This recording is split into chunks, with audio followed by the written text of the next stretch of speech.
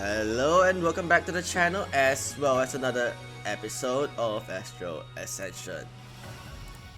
So, the last part. We had two should I say two dating scenes? One of them is a dating scene. So we have two moments with Luna. One is to be her assistant to check as to test our newly acquired equipment. And we also did some binding.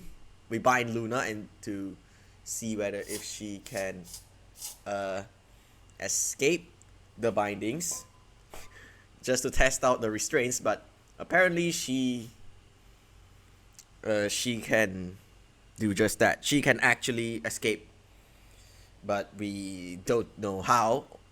But after that, we also had another scene with her, which is another dating by going with her to the picnic. We went on a picnic with her. However, we were interrupted by a goose, of all things. After that, hold on. There is a roach that just spawned from nowhere. I need to kill it real quick, and it's gone. I have no idea where it went. Now I'm scared. I have no idea where it ran off to be honest. I'm just gonna. It's on the floor. Gonna spray it for a few. Luckily, I have a can of repellent. Yeah, I saw it before I started the recording, but turns out then I took my repellent just in case it actually appeared near me. Okay, it's basically dying right now, so yeah, I'm gonna move on and I'll clean that up once I'm finished with the recording.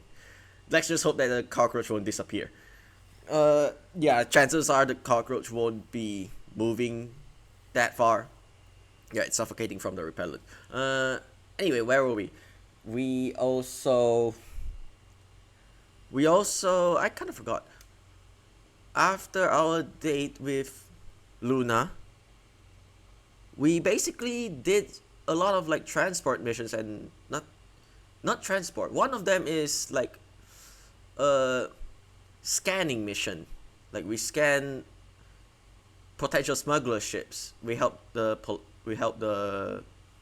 Polaris Federation scan some potential smuggler ships just so that they can arrest them. And after that, we also got a like transport mission where Kai met up with his former love interest, I should say. And turns out that that former love interest, Evelina, was actually the heir or daughter of the Dread Ravens, which is the cartel that Kosei used to work under. And after that, I'm not sure where, I kind of forgot the order of events, but on another hand, our sister also got accepted into a really, really prestigious music academy. And before we head off to bed, we sent Luna a meme, but she didn't respond. Okay, she was crying.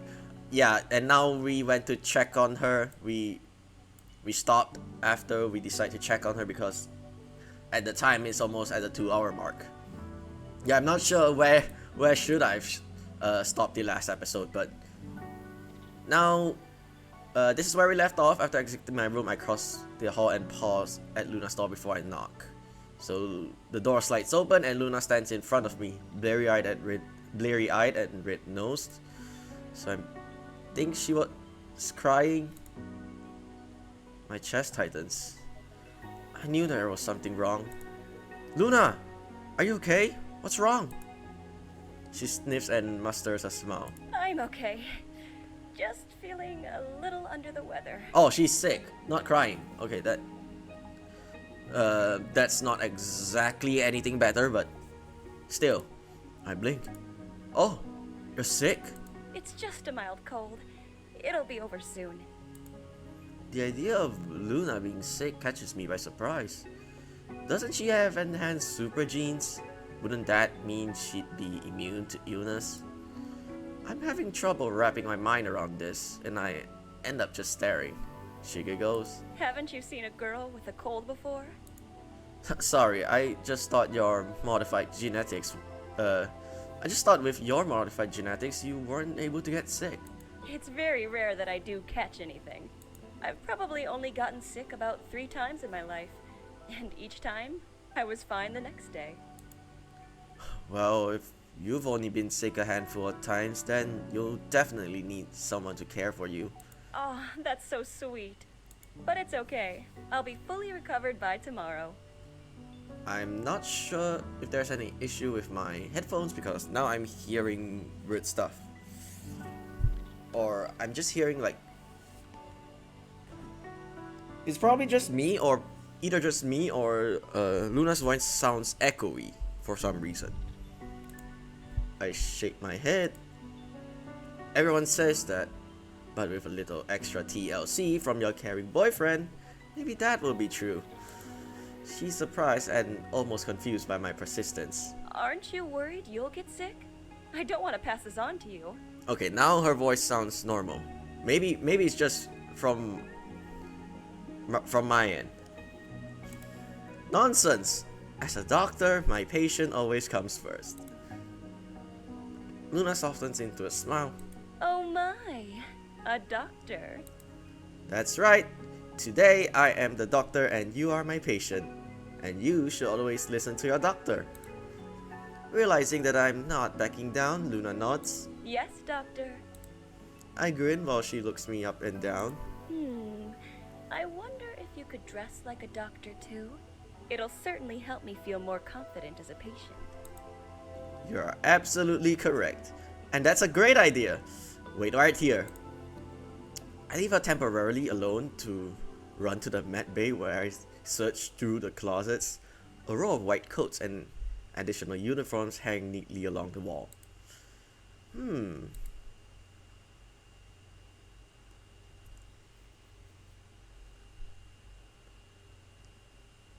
What is this? Is this what I think it is? Yeah, it's really tempting to choose. Yeah, every single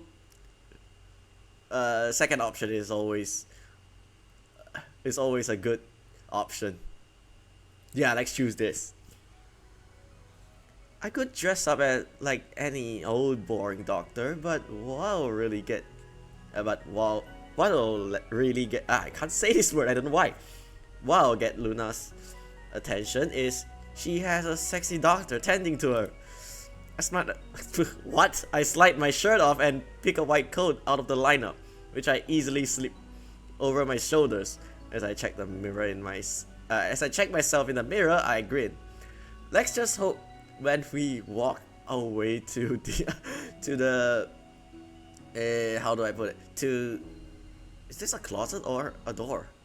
Come to think of it, it looks more like a closet because of the bed right here. But anyway, yeah, it would be.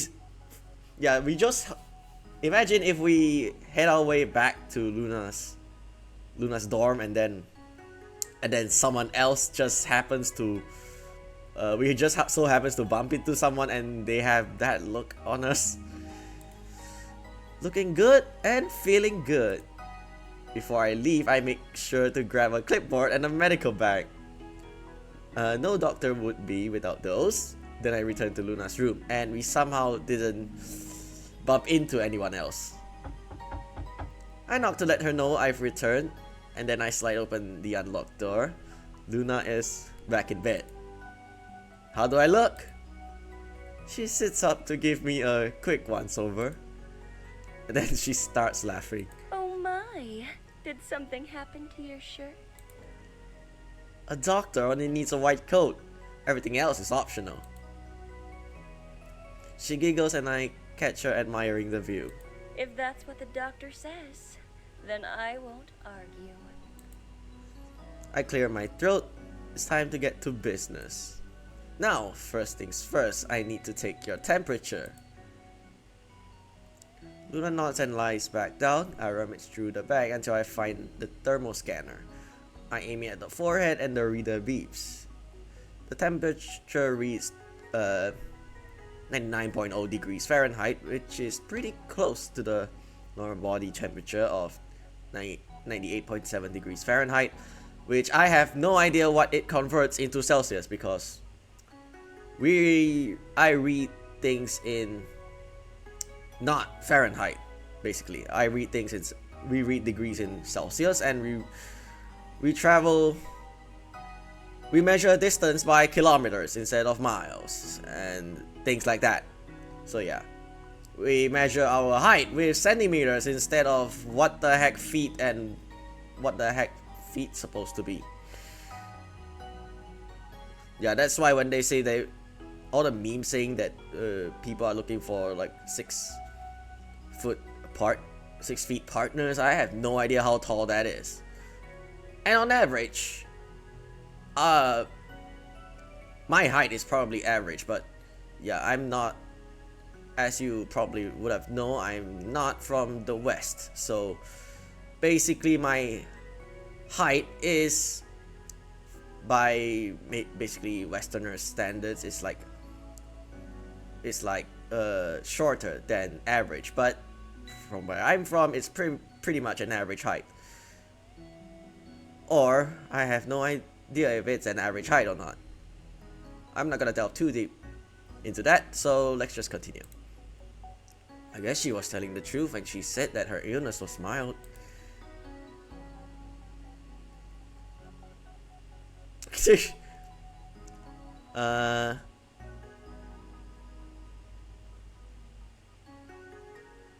It's either the second or the fourth. Second option. I glance at Luna and nod solemnly. Just as I suspected. Extra hot. Oh? Craning her neck, she looks at the temperature. The thermometer only reads 99 degrees. Who's talking about the thermometer? Luna blinks and then giggles. Alright, now that we have your temperature, the next thing I need to do is listen to your chest. That sounds very reasonable. Reaching into the medical bag, I pull out the stethoscope.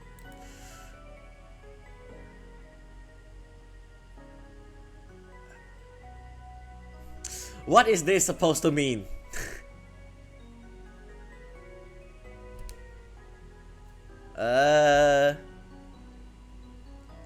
Default to the second option. I place it firmly on the soft part of her chest, enjoying the way it rises and falls. I listen for a few seconds before moving it to another area until I've checked the full chest. Luna watches me with amusement but doesn't move to correct me. Afterwards, I nod, removing the stethoscope. Everything looks good. My vitals or my breaths? Yes. She giggles. What's your verdict so far, Doctor?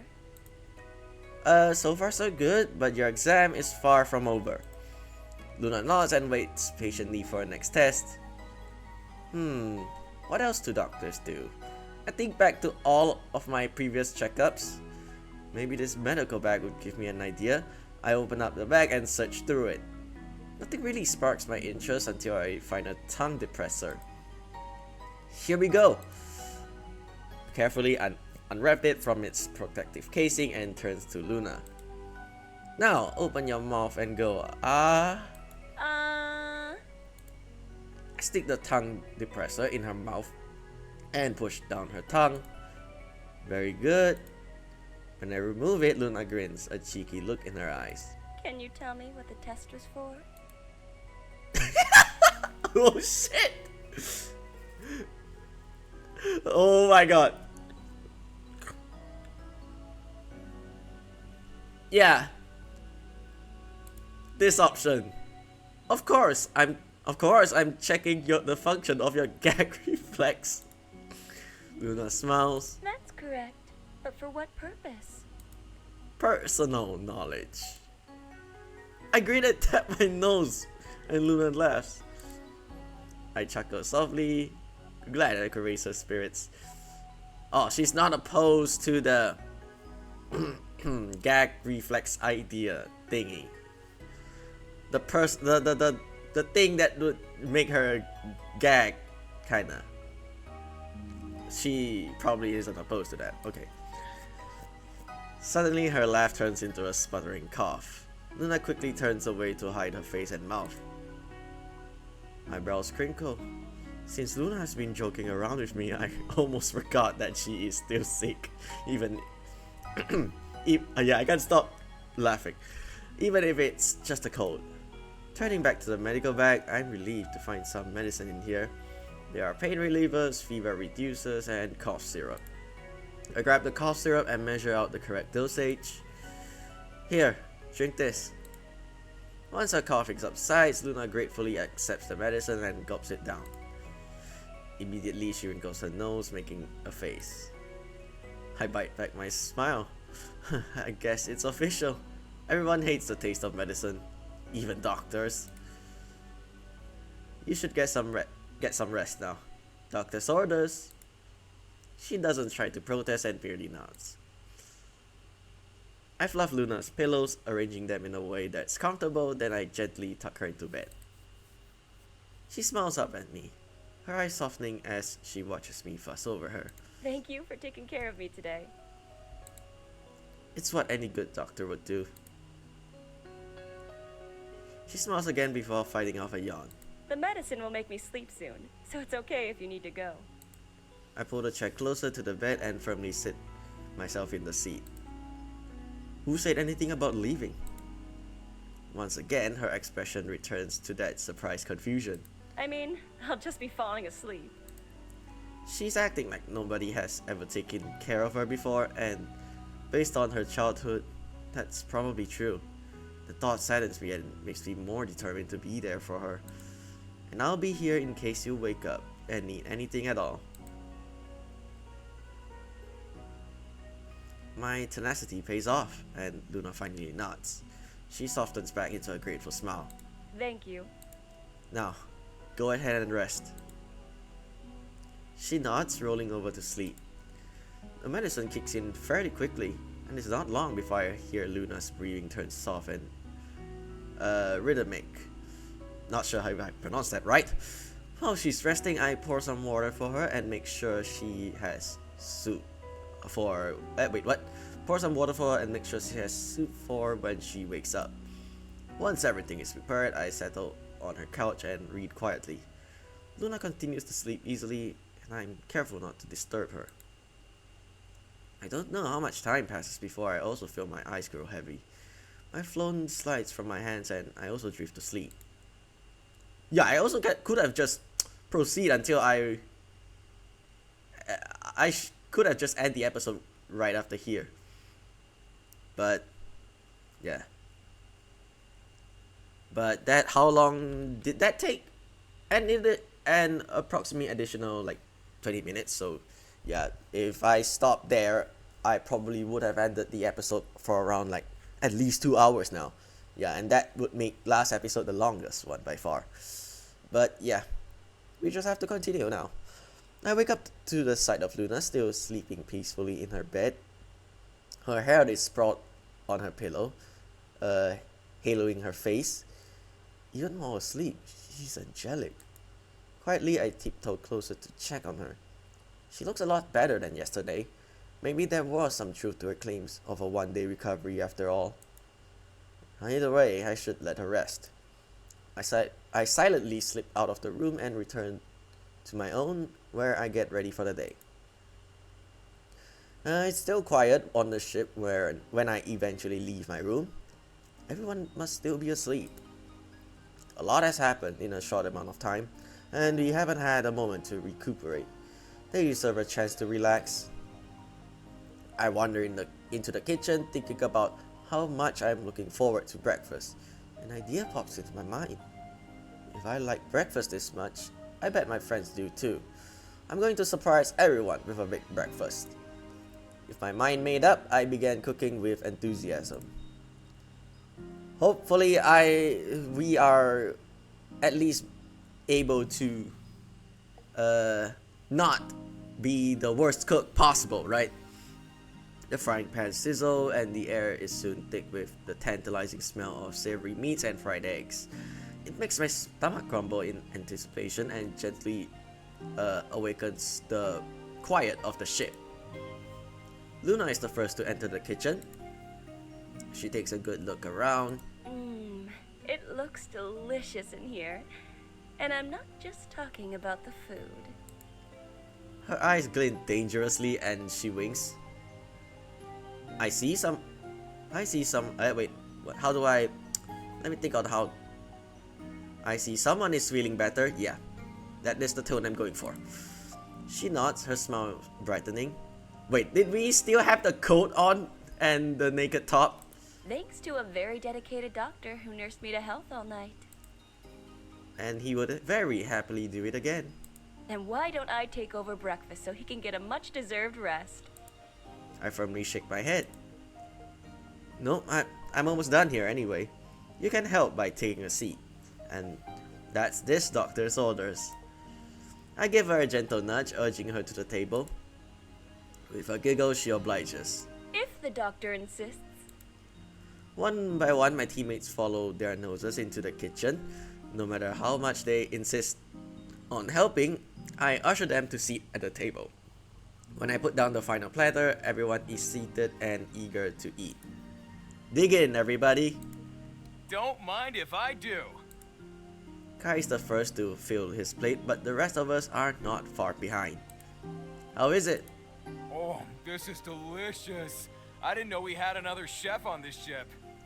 Well, I think considering we have to take care of Celeste, it's safe to say we also are a decent cook ourselves. Amazing! Iris nods. Not bad at all.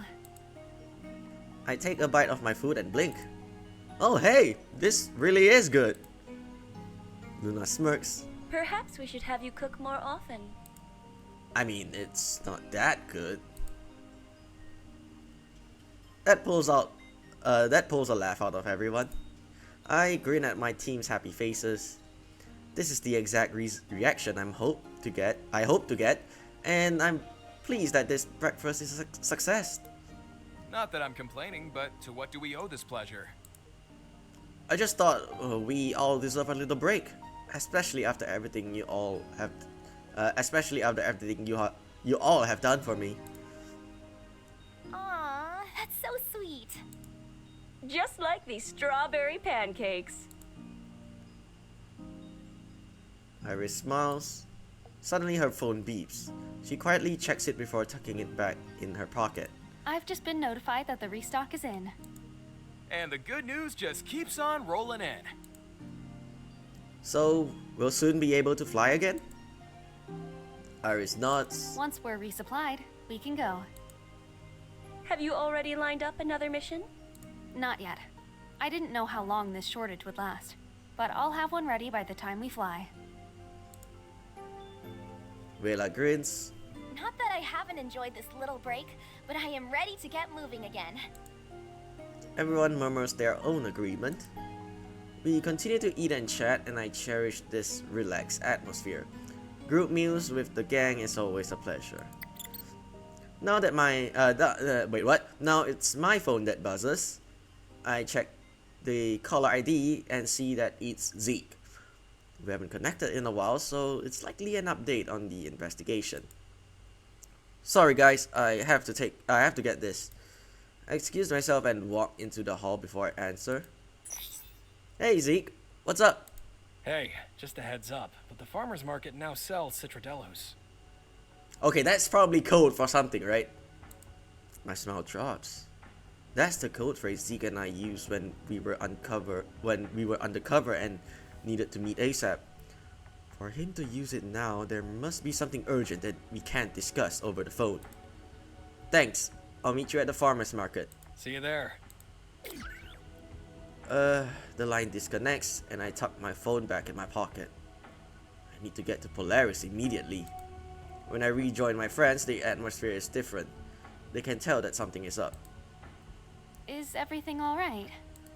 Honestly, I'm not sure. What's wrong? I have to get to Polaris ASAP. I just got a call from Zeke, my former IAP partner, and he used a code phrase we said when we were undercover and couldn't talk freely.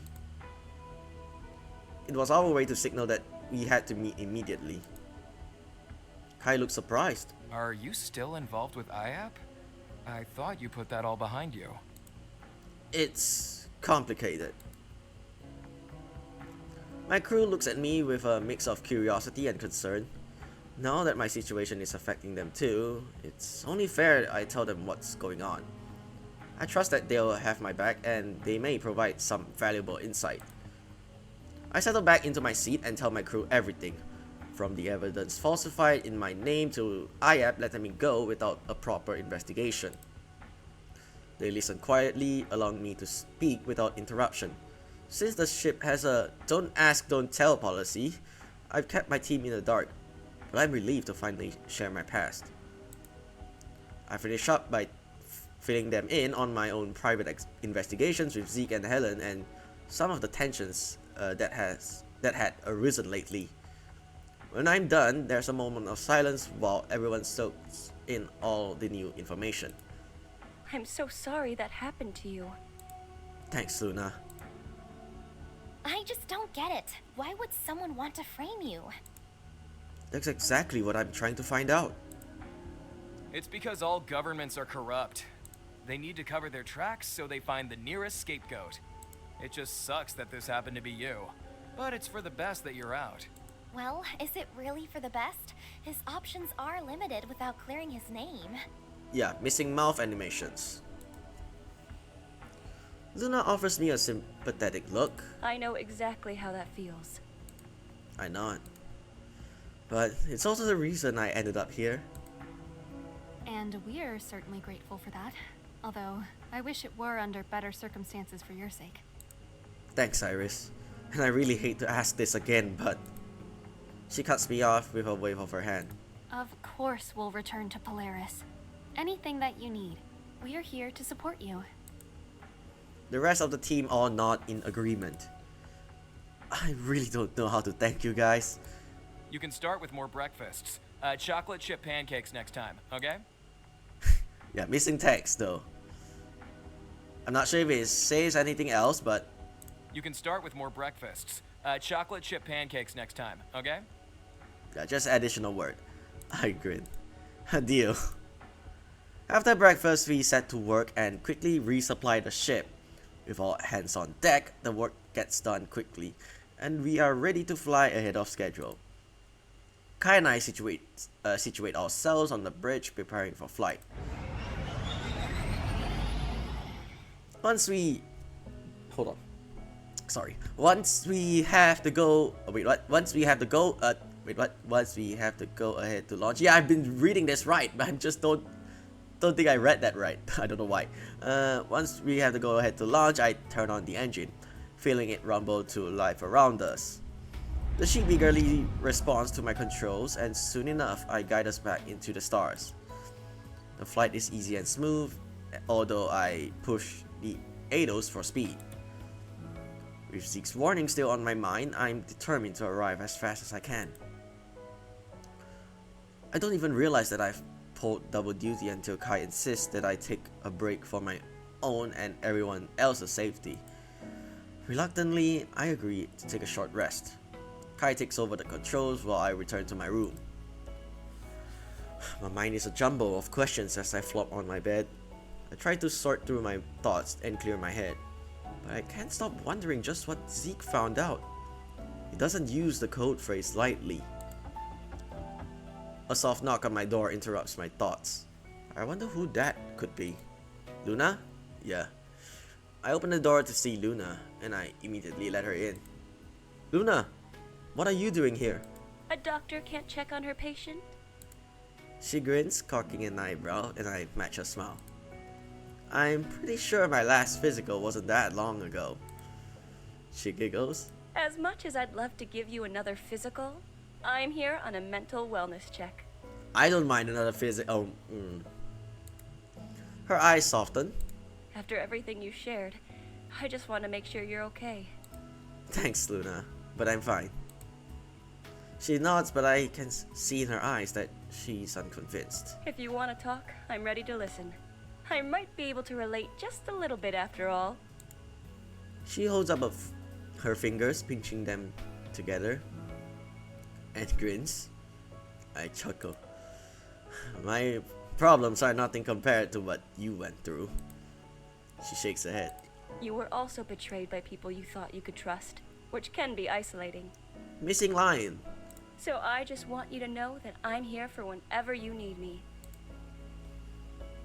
She places her hand over mine and squeezes. I gratefully squeeze back. Thanks, Luna. Sorry I didn't say anything sooner. I thought I could resolve this myself.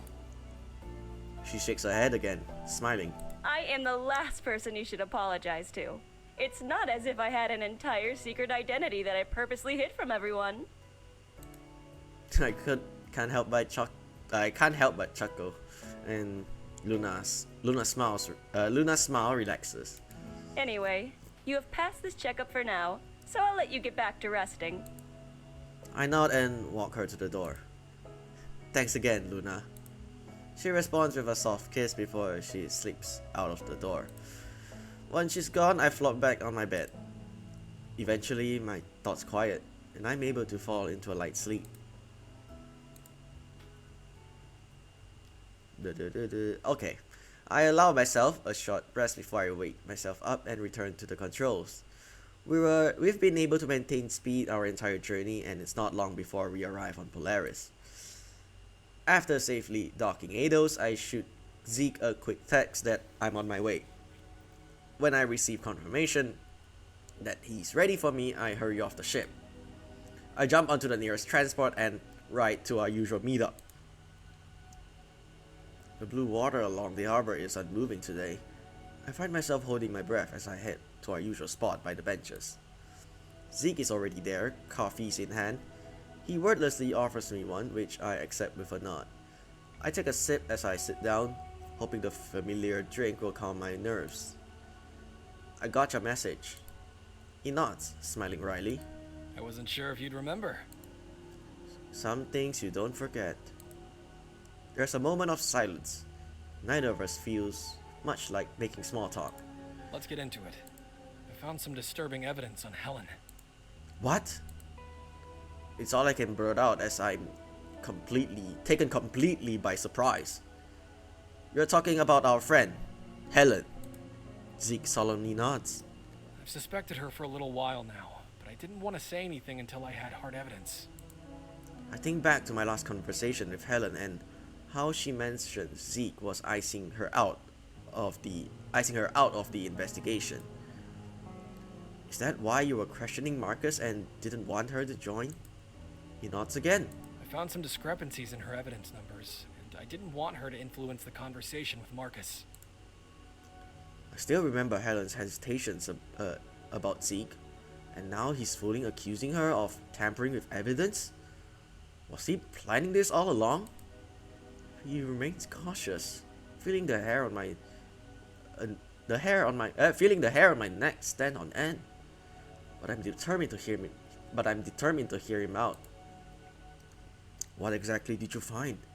She tampered with evidence before it got logged. I first noticed it within my own cases. What was logged was not what I remembered finding at the scene. So she skimmed evidence from crime scenes? He nods. I talked to Marcus, who confirmed it. We went through and did a deep dive into past cases, comparing evidence logs and detective notes, and found that the only time the logs and notes did not match up was when Helen was on the scene. Zeke pulls out a tablet and flips it for me to view.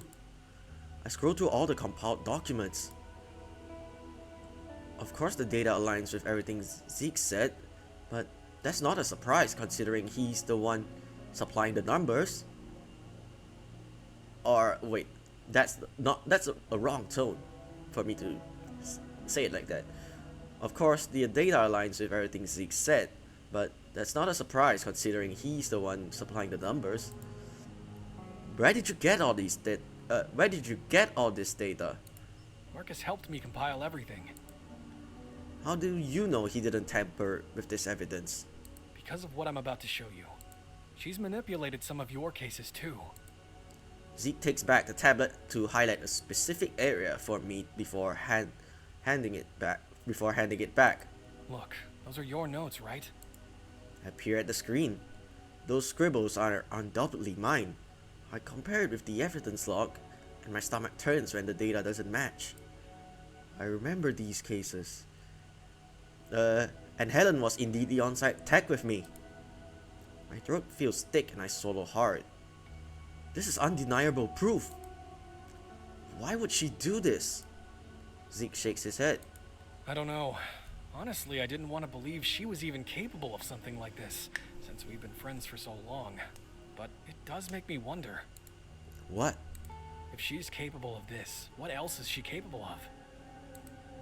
Are you suspecting that she is behind what happened to me? It would explain her pushback throughout our investigation.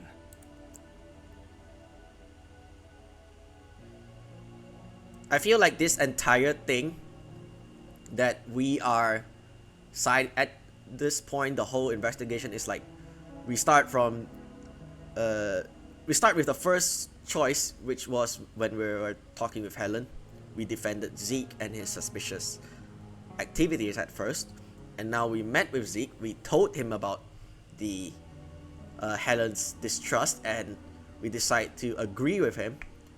And now this is the third or fourth option, depending on which choice we were on. Yeah, if we didn't decide to confide with Zeke, this will be the third option, I guess. But yeah, right now I'm gonna agree with Zeke here. Yeah, we've been defending him and agreeing with him so far. I'm not gonna defend Helen. Yeah, she is right now cooked. Her situation doesn't look pretty. Before this conversation, the thought would have never crossed my mind. But I can't refute all the evidence presented to me. Wait, what? Before this conversation, the thought would have never crossed my mind, but I can't refute all the evidence presented to me. I hate to agree with you, but I see it, too. It's hard to believe someone I considered family betrayed me like this, but all the evidence is all right in front of me. Zeke sees the expression on my face and clasps my shoulders. I'm sorry, my friend. I wish I had better news. I shake my head. No, I appreciate you bringing this to me. He nods, squeezing my shoulder. My mind is clouded with questions. I need to talk to Helen and get some answers. I don't know if that's wise. If she's aware that you know, she'll run. And I won't let her know. I'll let her think we're just catching up. Zeke's lips press into a thin line before he reluctantly nods. Alright, but let me come with you as backup.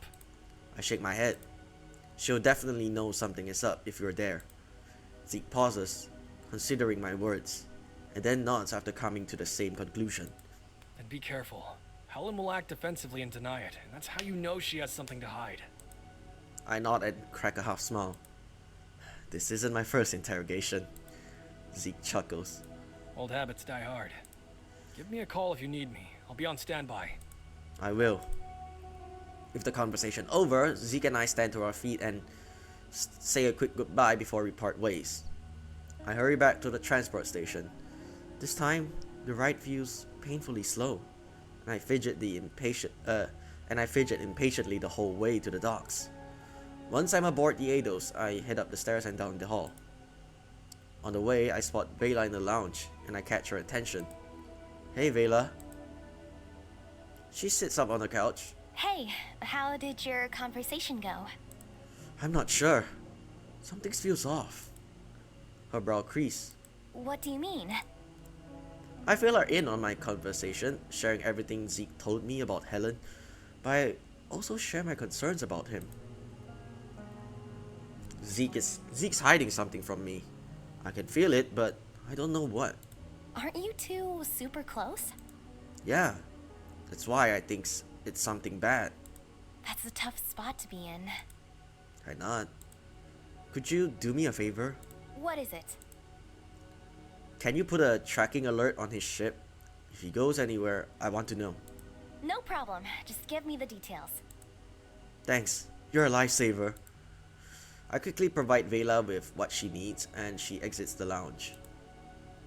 Afterwards, I head into my room. The first thing I do is dial Helen's number.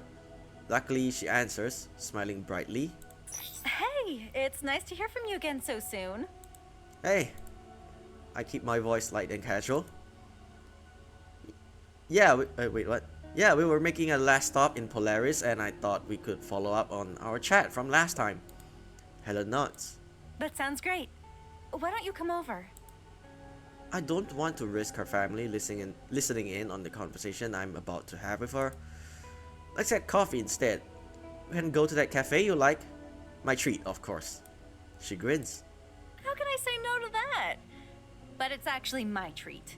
You got me so much coffee while we were working together that it's about time I returned the favor. I smile. Deal. Meet you there. She agrees and then I disconnect the call. I feel a little guilty that I haven't been completely forthcoming about why I want to meet, but I also can't take the chance that she might run. Maybe I should take some backup with me just in case things go poorly. I feel safer with Luna by my side.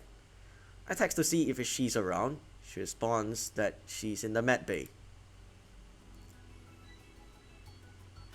When I enter the med bay, Luna greets me with a soft smile. I take it the conversation wasn't the breakthrough you were hoping for. Not quite. I'm left with even more questions. Quickly, I recap everything that Zeke shared with me. Luna listens attentively, and afterwards she puffs out a breath. Oh dear, that's quite the predicament that you're in. Yeah, I need to talk to Helen now and get to the bottom of things. Then I'll definitely be going with you. I grin. It's like she read my mind. Thanks, Luna. Of course. With our conversation settled, we cross through the cargo bay and head out of the Eidos. After jumping onto the nearest transport, we ride in silence. I'm grateful for the company and the solitude.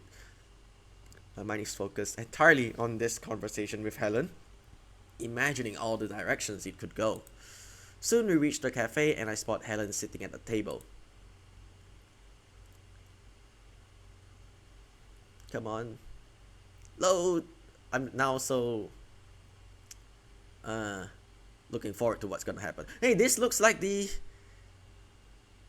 I'm not sure if it's oh wait, this is the background back at where we first start the game, right? But I don't know why it looks, for some reason, now that I think about it, the lighting here makes me believe that this is one of the backgrounds they used in their first game.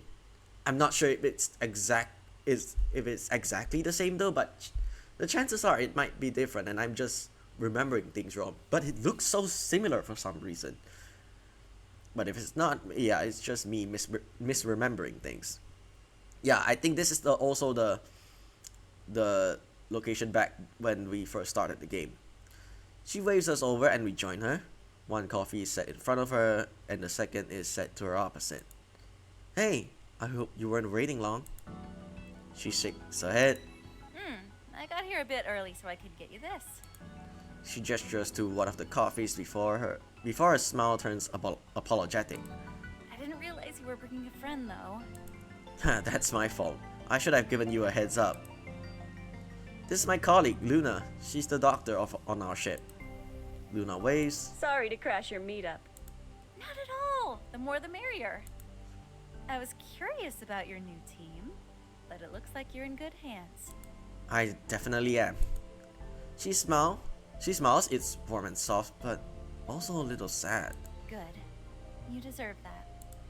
Clearing her throat, she sips her coffee. Anyway, how long will you be on Polaris? Actually, that's why I wanted to meet. I had a chance to talk to Zeke. Her gaze flickers to my crewmate and she cocks her brow. I understand the silent question and I nod, letting her know that they're up to speed. She nods back. How'd it go? Zeke admitted that the reason he wanted to speak with to Marcus alone was because he didn't want you there. I knew there was something fishy going on. Did he say why? It's because he discovered your secret. She blinks. What? I showcase everything that Zeke sent me, and she pores over the data. Her face pales and she falls quiet. How did you get this? Does the how matter right now? Does the how matter right now? This is proof that you've been stealing evidence from crime scenes, including my cases. Did you know what was going to happen to me? Were you setting me up to take the fall? She immediately shakes her head. I promise this had nothing to do with you. Helen has been deflecting this entire conversation, and now she's denying everything, just like Zeke said she would. You just confirmed that you did this. No, I didn't do anything to you. Please, let me explain. Her eyes are wide and pleading. My anger seethes, but I try to remain calm. As much as I want to condemn Helen right away, I might regret letting my anger get the better of me. I need to make my decision with a clear head. I came here to get answers, and if I don't let her speak, then I'll be left wondering. I don't want to leave this conversation with any regrets or feeling like I could have done more. Fine. Let's hear her out to get everything out of the way. So yeah. I fold my arms over my chest but nod. Fine. What reason could you possibly have for stealing evidence? She sighs deeply. I had to protect Aiden. I blink. What does her older son have to do with this? What happened? A few years ago, he got himself into a load of trouble. He and his friend decided to take the family car for a joyride and drove it right into a parked sports car. I vaguely recall hearing about this back when we had our morning chats at IAP. I think I remember. He was about 13 then, right? He was lucky he only had a few scrapes and bruises. That's right. I don't recall you ever mentioning that he was in the driver's seat. She sighs. That's because my husband and I decided to keep it secret. The owner of the car was understandably upset and wanted us to pay for damages. Wouldn't insurance take care of that? If we reported it to insurance, this would go on Aiden's permanent record. Sure, but he's underage. It will only go on his juvenile record, which can be expunged. While that's true, he would still be expelled from school. I think back, remembering another past conversation. Helen was stressed because they were taking Aiden to test for the Polaris... Wait, what? For the Polaris color grade. Wait, what? I can't read this word. This is basically college or something. Let me just look it up. Collegiate, right? I feel like that's how you pronounce it. Collegiate. Collegiate, okay. Polaris Collegiate Preparatory Charter. It's the most prestigious school within Central, and if a child passes the entrance exam, it can open up limitless opportunities for their future. Luckily, he was accepted, but the private charter is known for upholding a rigorous standard of excellence both in and out of the classroom. Anything on your permanent record would be grounds for expulsion. Ah, right. Polaris Prep does not mess around with these sorts of situations. And if he got expelled from Polaris Prep, it would throw away all the hard work that he'd done. I couldn't let that happen. So, what did you do? I worked it out with the car owner. We would cover the costs ourselves if they agreed to keep this quiet.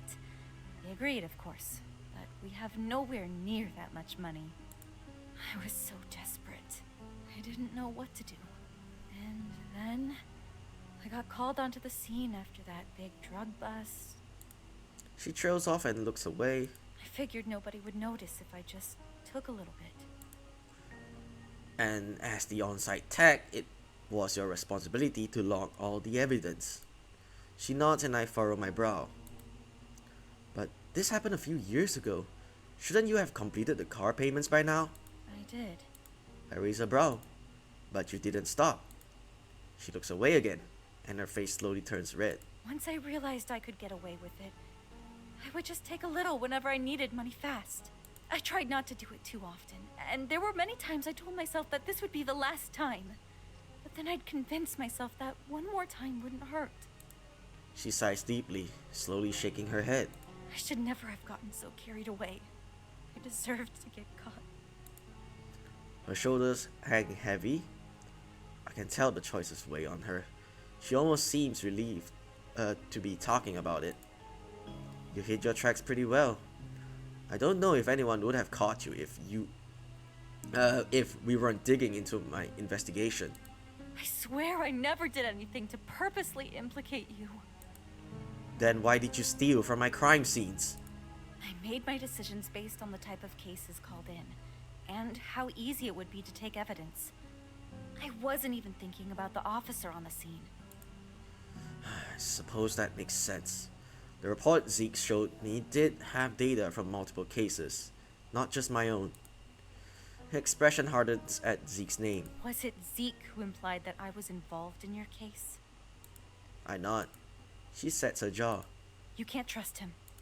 I know. She blinks. You do? Zeke is hiding information from me. I can tell. I just don't know what yet. I can help fill in the gaps. I raise a curious brow.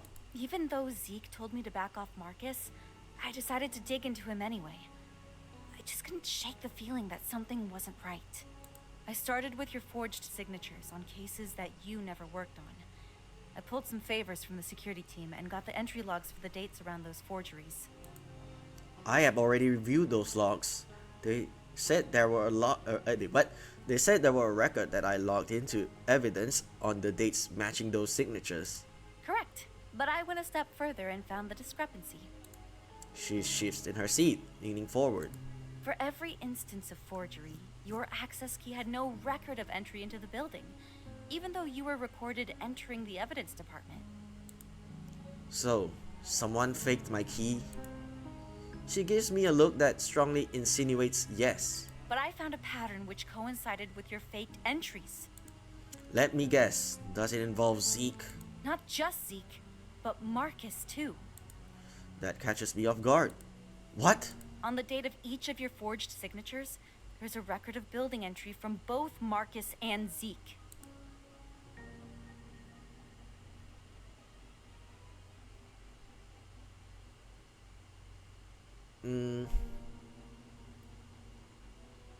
At this point, not sure what to choose now. So both of them betrayed us? Betrayed me? What? Do I want to defend him all the way? Now he also put himself in this situation.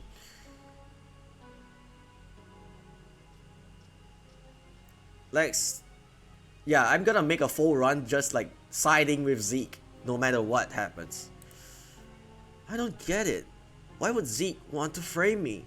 Especially when we were partners and shared so many connections.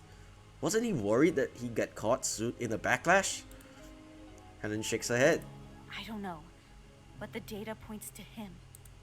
Helen has her own tablet, which she finally pulls out of her bag to display in front of me. Look. Luna and I both lean down to review the tablet. The data matches Helen's explanation. Surely IAP could have accessed this information and cleared you of all suspicion.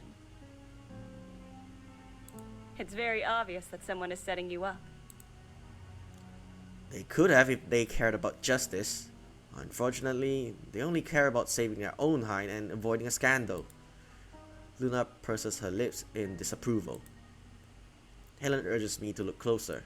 If you aren't convinced it's Zeke, just look at these documents.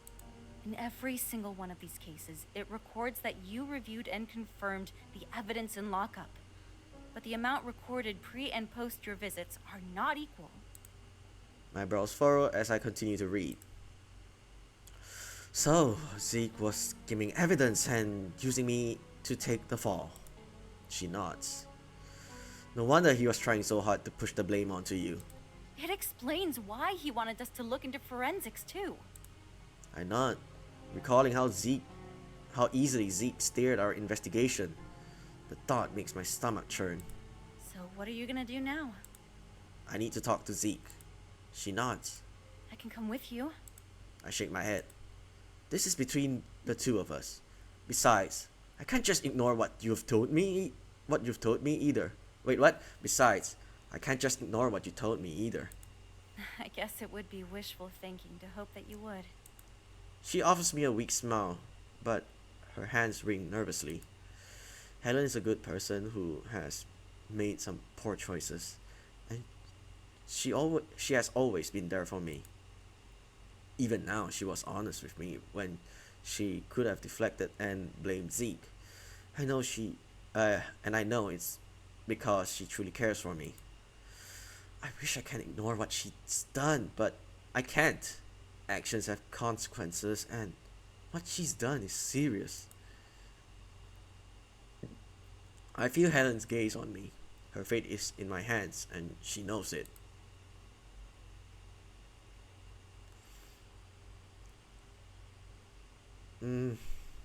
Wow, this is a really hard choice.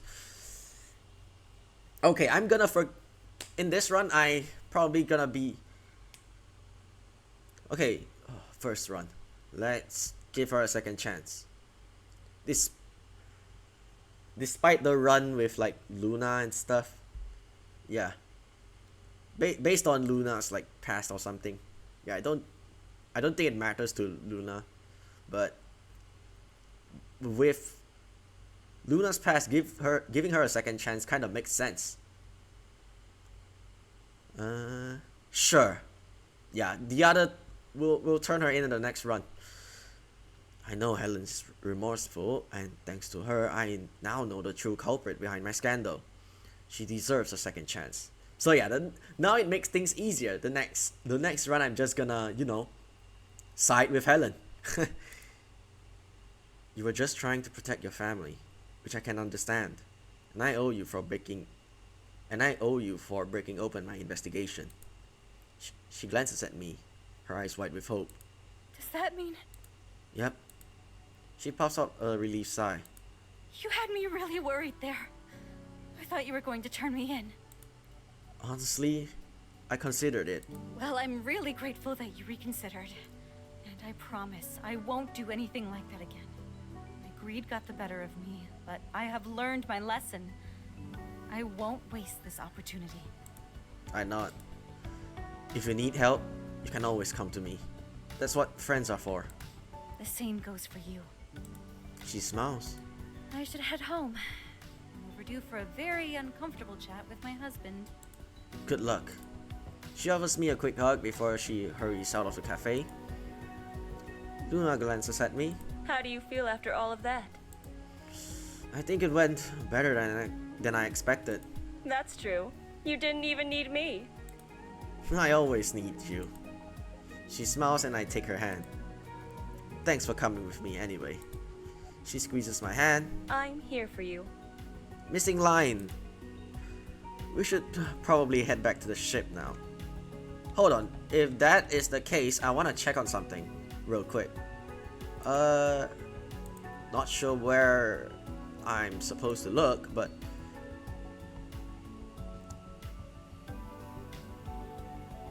I want to check on maybe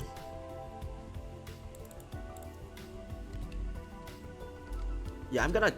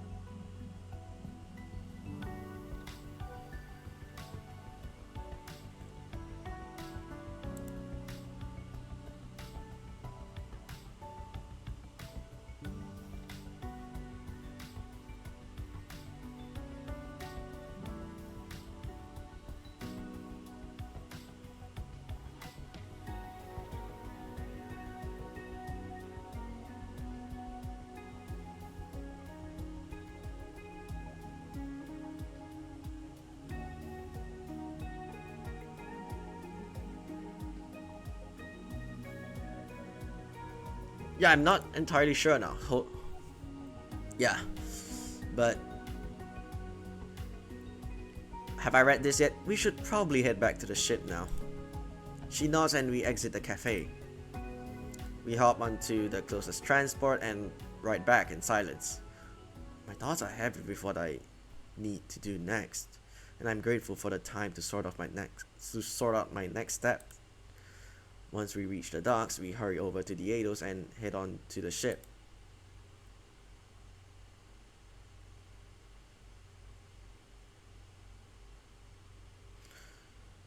Shock is still coursing through me as I mentally prepare myself to call a meeting. But when I turn into the lounge, everyone is already there. Okay, let me check one more thing. Okay, we just hit the 1 hour mark. Apparently. Do I want to make this a really short episode? I can make this a short episode as well. But yeah. We'll just proceed for a while until we reach the nearest bed or something. Yeah. In this case, once there's the text implicating that we go to bed. Oh, you're here. You're all here. Kai looks at us. Is everything okay? Everyone turns their attention towards me. I clear my throat and hurriedly tell everyone about the conversation I had with Helen and everything that's happened since. Sorry. There's a moment of silence as my crew absorbs it all. What are you going to do next? I'm going to call Zeke, which may alert him that I'm onto him. If he makes a run for it, we should follow him. Iris nods. I trust your instincts. Vela, we still have a tracker on Zeke's ship, right? Yes. If he goes anywhere, you'll be the first to know. Then let's get prepared for flight. I take a moment to breathe and take it all in. This still feels so surreal. The crew follow me to the bridge and strap themselves into their seats. When everything is set, I pull out my phone and call Zeke. He answers immediately. Hey, how's it going? He sounds apprehensive, and I force a smile into my voice so I don't blow my cover. I've confronted Helen. Do you have time to meet? Yeah, of course. Where do you want to meet? How about our usual place? Sure, I'll be there soon. Thanks. The call ends, and the tension in the room rises. I look at Vela, who is focused on the tablet in her hands. Nothing yet. Maybe he's actually going to the meeting spot? Or he might be thinking about his next move. My heart pounds in my chest as we continue to wait. Suddenly, Vela jumps in her seat. Let me guess, he ran off. His ship is taking off. He's trying to leave. Even though I predicted this, my heart sinks in my chest. I wish it hadn't come to this. I have a lock on his signal. Ready when you are. Let's go. I shift the Eidos into gear and we immediately take off. According to the tracker, he's taking the quickest route out of Polaris. Yeah, there's like literally two pronunciations to pronounce that word. Polaris and Polaris. Yeah, both Vela and Luna said Polaris differently. But Vela said Vela said the word differently 2 times before. Yeah, sometimes she says it's Polaris, sometimes she said it Polaris. I think she said it Polaris before. Yeah, at this point I have no idea what the canon pronunciation is. But maybe it's just a difference in where they're from. So yeah, it's like a dialect thing, right? But anyway, but yeah, I think maybe there are 2 pronunciations. Maybe you just have it's up to your own way of speaking. So yeah, it doesn't matter. Both of them are canon, right? Yeah. Anyway, let's continue. I follow Vela's guidance until we have a visual on his ship, and I speed up. Zeke activates his warp drive to escape. He must have noticed us. You aren't escaping that easily. I kick on our warp drives and follow him. I am not sure if there will be a like determining moment. It feels like there's a time event or something, or like a choice. Yeah, I made a scum save just in case. I click on our warp drive and follow him. The warp lands us right in the middle of an asteroid belt. I slow down so we don't hit anything. Ahead of us, Zeke's ship navigates through the rocks with ease. Soon I can barely see him. He's trying to shake us off. His ship is smaller and can navigate the asteroids more easily. I can keep up if I can get the speed. Then we should redirect all our power to the engines. If we do that, our shields will be down and we won't be able to handle any kind of damage from these asteroids. Then we'll make sure we don't hit anything.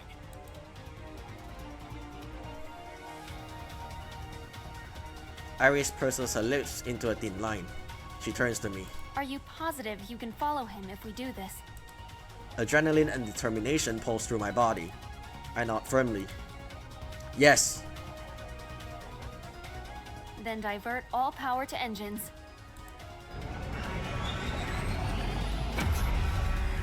Vela makes the calibrations. I feel the immediate surge of speed without all the peripherals draining our power.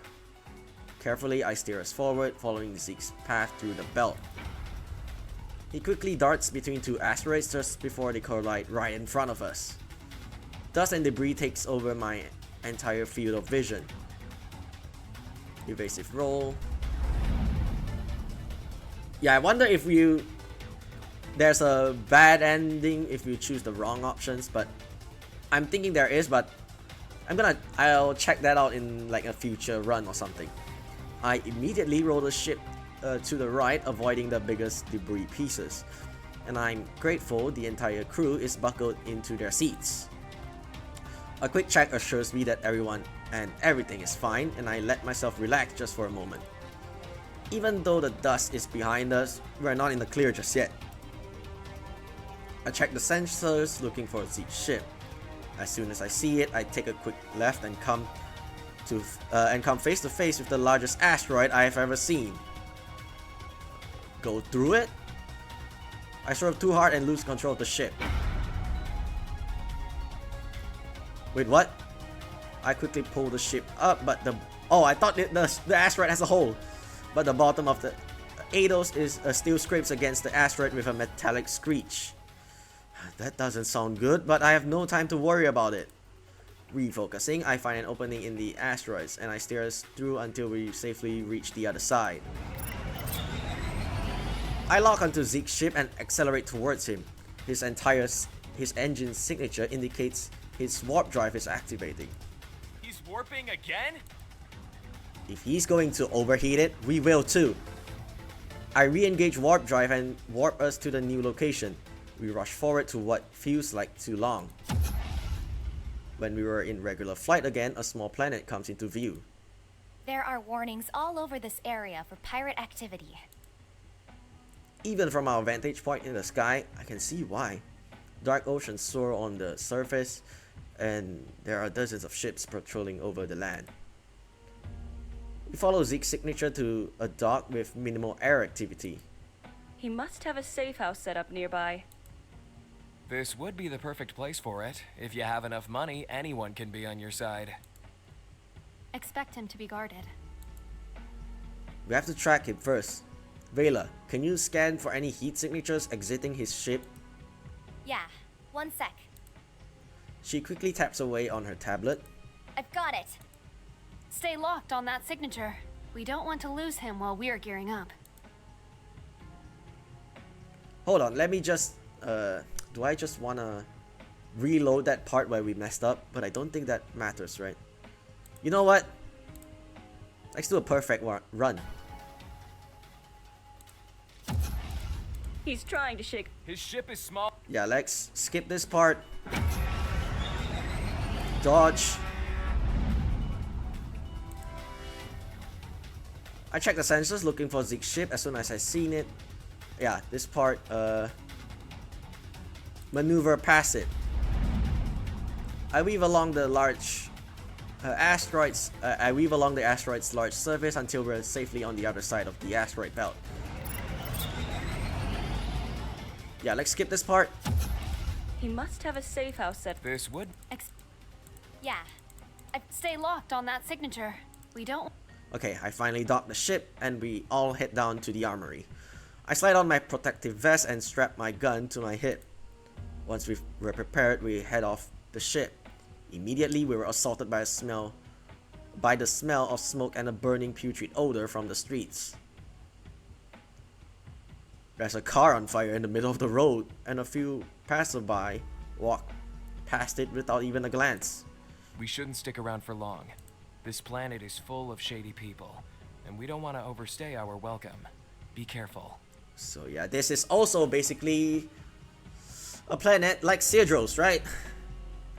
So yeah, they just conveniently put a planet that is like a similar situation to his home planet, so we wouldn't need to go there in the first place.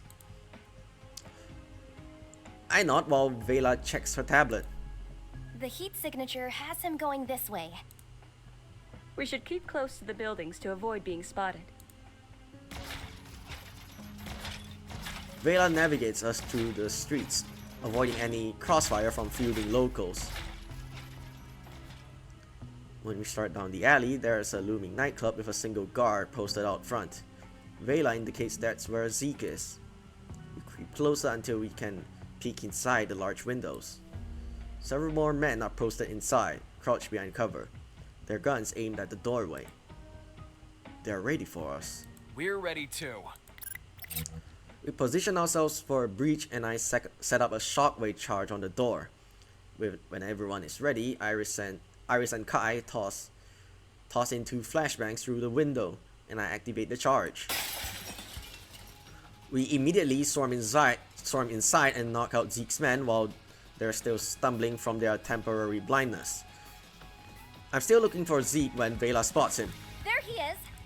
Zeke darts towards the back room while more of his protection storms in. Luna and Kai move in tandem, knocking a few guards off their feet before they have a chance to strike. Iris is crouched behind a lounge seat. When a guard comes too close, she strikes him unconscious in one seamless motion. We can handle the guards out here. Go follow him. I nod, thankful for their support, and I rush after Zeke. Should I make another scum save here?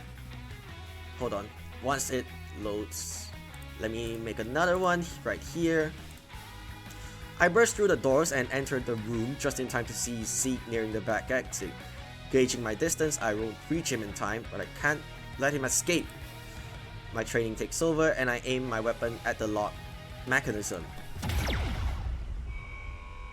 My shot short circuits the panel, causing the failsafe to seal the door shut. Zeke freezes. He laughs as he slowly turns to face me. You still remember that old trick, huh? I remember a lot of the things you've taught me. I don't know if I should be grateful you paid attention, or annoyed that you've used my own techniques against me. I don't bother answering. Instead, I keep my weapon trained on him as he steps away from the door. So, what now? That depends. Are you going to try anything? He shows me his empty hands, and I slowly lower my weapon. I assume you figured it all out by now. I nod. Silence stretches between us. Neither one of us seems to know what to say, so I decide to just ask the question burning on my lips. Why did you do it? Zeke takes a deep breath and slowly breathes it out. I needed the money. His answer is simple, but I can tell it's genuine. For what?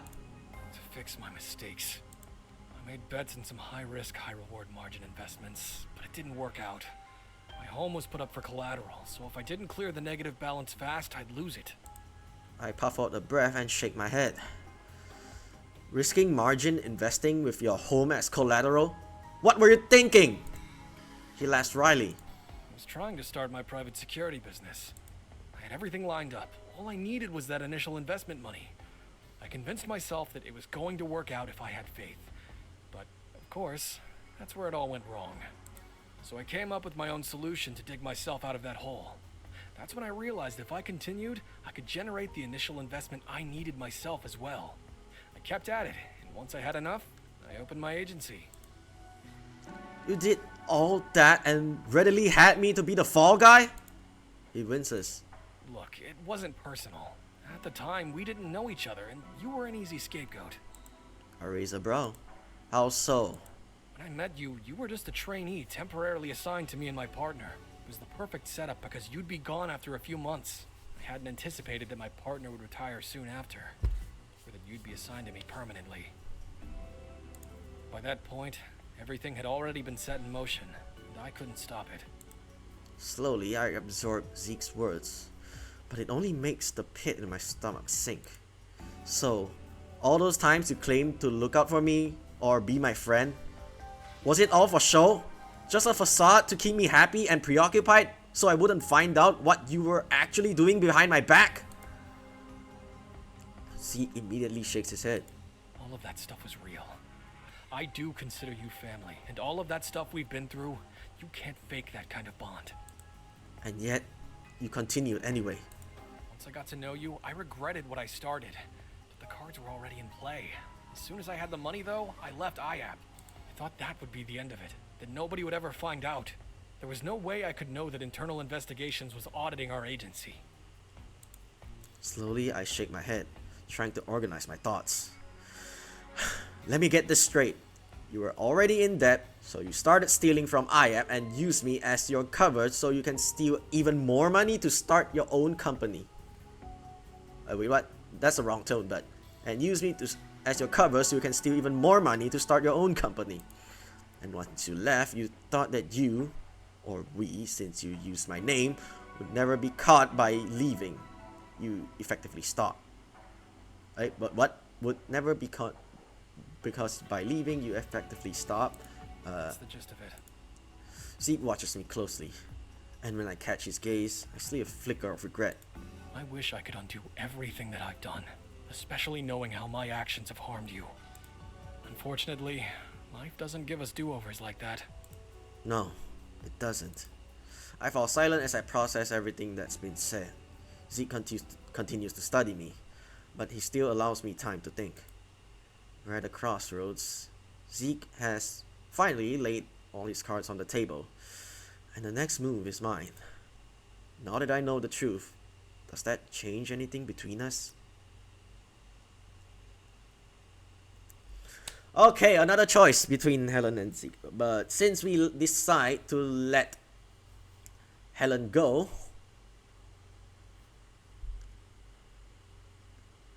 we have to move on, right? I'm not sure whether that will change the ending.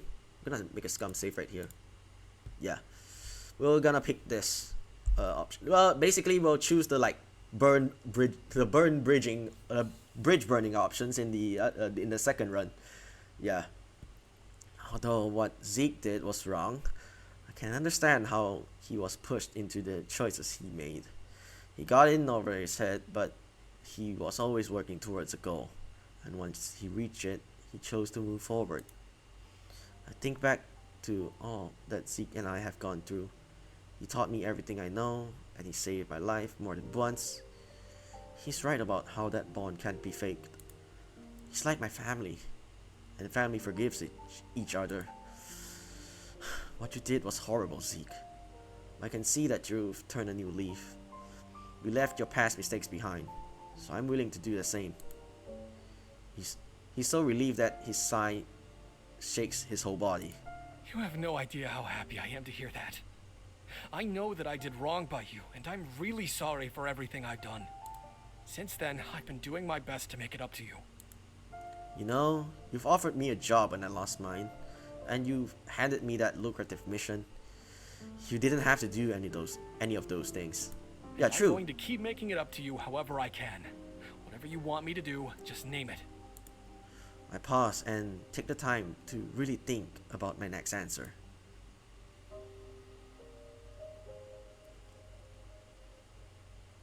Yeah, this is the same as the one we gave to Helen. If I'm truly going to forgive Zeke, then we both need to have a fresh start. I don't want you to do all... What? I don't want you to do all of these things for me out of guilt. He's quiet. If our friendship is genuine, then we can't hold on to any guilt or resentment. It's true that because of your actions, I lost my position with IAP, but I'm in a good place now. I have a wonderful crew, and Celeste is doing better than ever. In a way, you already made things right. So, what I ask of you is to use the second chance wisely, and never do something like that again. Zeke nodded solidly. I'm not that guy anymore. I've learned from my mistakes, and I know there are no shortcuts to getting where you need to be. I've got Mary now in my business. His voice catches in his throat, and when he speaks again, there is a strong emotion behind it. It really means a lot to me that I can still call you my friend. I smile. I promise I won't let you down this time. I'm trusting that you won't. I mean it. I know you didn't have to forgive me, and I'm really grateful. I know. A loud thud in the next room reminds us of the fight that is still ongoing. You should probably get out of here. He nods. Yeah, you're right. Consider this my first step in turning a new leaf. That pulls a chuckle out of me, and he offers me a half grin. I glance behind me as before looking back at Zeke, and I gesture to the back exit. You head out that way and I'll rejoin my crew in the main room. Zeke agrees and we nod our goodbyes. Afterwards, I push open the doors and return to the main room. My friends are scattered throughout the room with fallen pirates at their feet. They are alert and thankfully unhurt. Iris sees me return and nods. How did it go? I got what I came for. Let's get out of here. She nods again and gestures for the team to follow. Together, we exit the dingy bar and race across the streets until we reach the Eidos. Everyone flies on board and we head up to the bridge. The goal is to get off this planet ASAP, and I waste no time in powering up the engines. Kai and Iris search for the safest flight path home while Luna and Vela strap themselves in. As soon as the Eidos is powered, we soar into the sky and escape this unruly planet.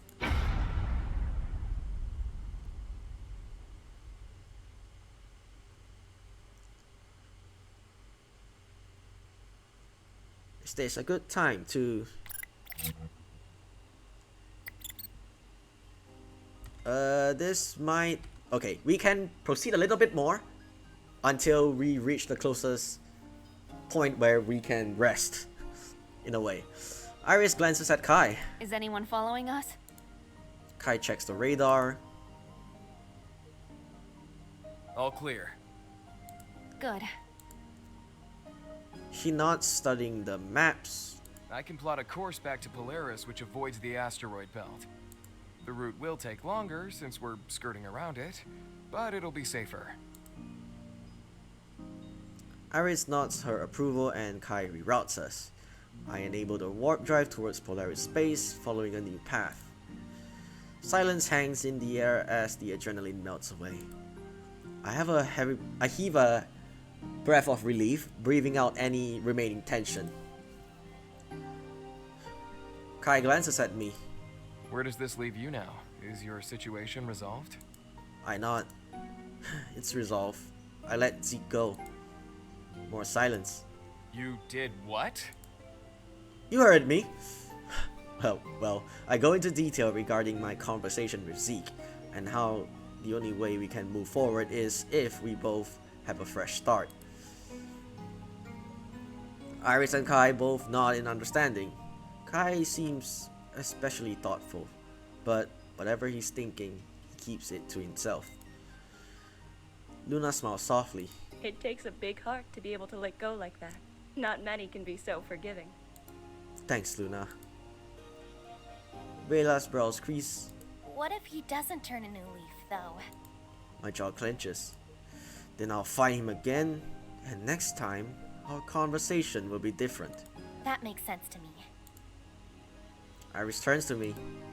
Now that we have a moment to breathe, why don't you take a break? You've just gone through a lot, and we can take it from here. Kai nods, ready to take over the controls. What about you guys? You were all out there with me. We had each other for backup.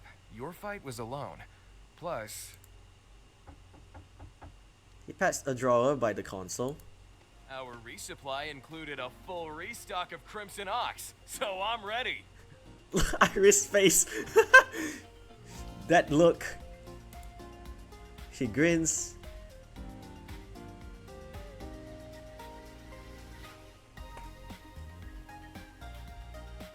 Iris shoots him a wary glance before readdressing me.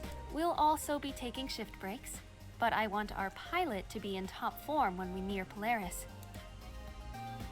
The suggestion sounds more like an order than a request, and she's right. I am tired. If Kai's fine to take over, then I won't fight him. Alright, thanks. She nods. While I transfer control over to Kai, Rayla and Luna both exit the bridge. I double check that everything is fine, and then I head down to the corridor and gratefully slide open the door to my room.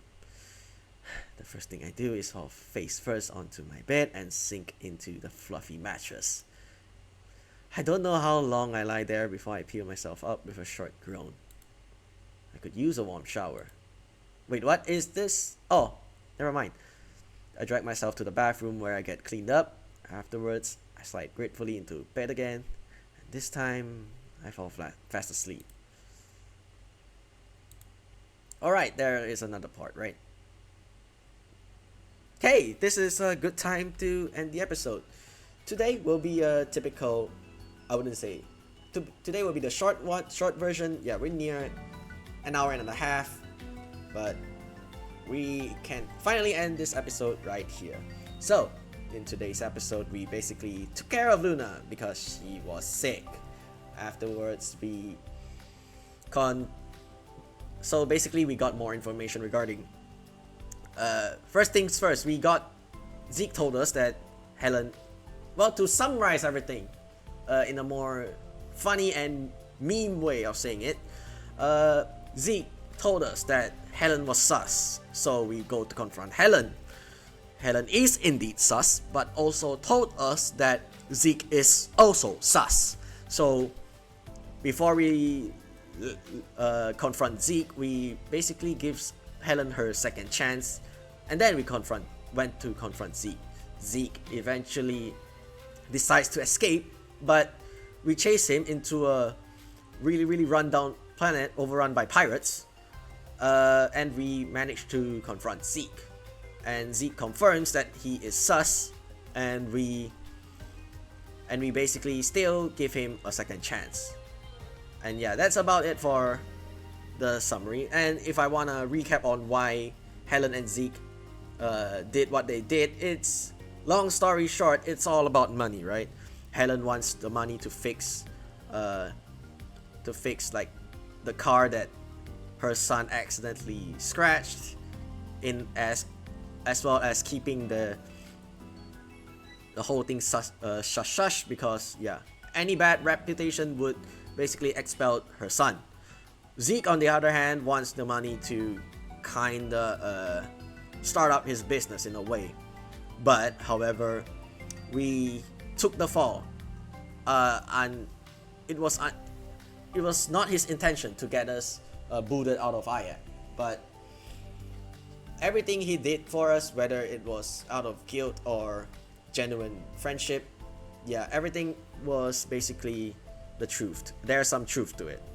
So yeah, we decide to like give them a second chance because they were put into a situation unknowingly. Well, Helen is mostly like have no choice in the matter, but Zeke is the one that actually got us into trouble. But the reason being is Zeke is the one that